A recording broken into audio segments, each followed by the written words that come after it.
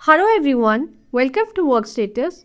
In this video, we are going to know about the budget report. For that, you have to log into your Workstatus account, come up to the side menu, and under the reports, you will be able to see the budget report. Click on this and the screen like this comes up, where you can select the date range. You can select the project for which you want to have the budget report extracted for. Then what is the budget type, you can have this selected from here. And you can even select the status of the budget to generate a report. Click on the generate report option.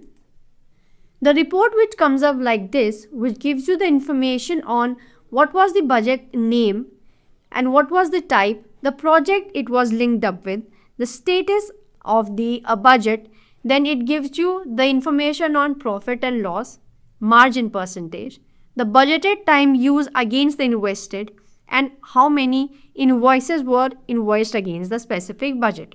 You can click on the filter option to filter out the data.